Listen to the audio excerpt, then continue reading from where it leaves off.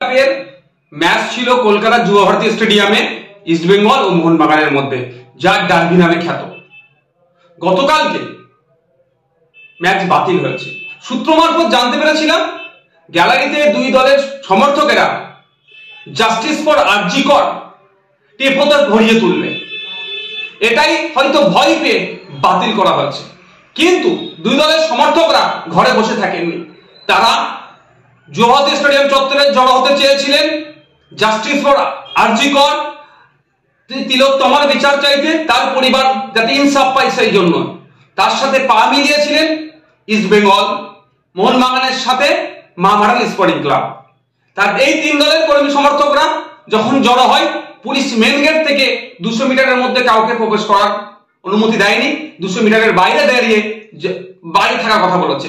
তিন দলের সমর্থকেরা 200 মিটারের বাইরে থেকে শান্তিপূর্ণ ভাবে তারা প্রোটেস্ট করছিল এবং জাস্টিস ফর আরজি কর, জাস্টিস ফর তিলোত্তমা বলছিল।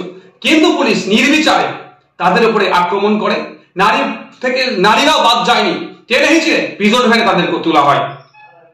আমাদের প্রশ্ন, যেখানে মুখ্যমন্ত্রী নিজে জাস্টিস ফর তিলোত্তমা বলছেন, খুনিদেরকে দোষীদের শাস্তি চাইছেন, ফাঁসি চাইছেন, এবার ডেডলাইন করে দিচ্ছেন, সেখানে ভিন্ন দলের সমর্থকেরা, তারা যারা ভিন্ন মানুষেরা যারা তিলোত্তমার হয়ে আওয়াজ করছে, তাদেরকে পুলিশ দিয়ে এরকম ভাবে দমন পীড়ন করা হচ্ছে কেন?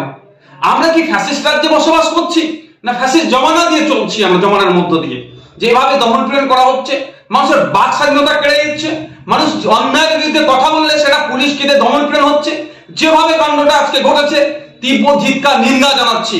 আমরা অপদার্থ, ব্যর্থ পুলিশ মন্ত্রী ব্যর্থতার দায় স্বীকার করে পদত্যাগের দাবি করছি। সাথে সাথে স্বাস্থ্যমন্ত্রীও এই যে ঘটনা আরজি করে ঘটেছে, এটা নতুন ঘটনা নয়, বিগত দিনে এই ধরনের অনেক ঘটনা স্বাস্থ্য কেন্দ্রগুলোতে রিলেটেড ঘটছে, সম্পূর্ণরূপে ব্যর্থ হয়েছে। স্বাস্থ্যমন্ত্রীরও পদত্যাগ দাবি করছি এবং সাথে সাথে একটু রাজ্যের মুখ্যমন্ত্রীকে স্মরণ করে দিতে চাই যে পৃথিবীতে যত ফ্যাসিস্টরাই ছিল না কেন, তারা বিভিন্ন সময় গুন্ডা মস্তান পুলিশ প্রশাসনকে কাজে লাগিয়ে মানুষের বাক স্বাধীনতা কেড়ে নেওয়ার চেষ্টা করেছে, মানুষকে দমিয়ে রাখার চেষ্টা করেছে, কিন্তু নির্দিষ্ট সময় পরে কিন্তু সেই ফ্যাসিস্টদের পতন হয়েছে। আমরা চাই না পশ্চিমবাংলার মানুষ এই ধরনের কোনো কিছু করুক। আর আমরা আশা করবো রাজ্য সরকারের কাছে, রাজ্য সরকারের প্রধান যিনি আছেন তার কাছে আশা করবো মানুষের বাক স্বাধীনতাতে কোনো রকম ভাবে না হস্তক্ষেপ হয়, সেটা আপনি ভালো করে দেখবেন।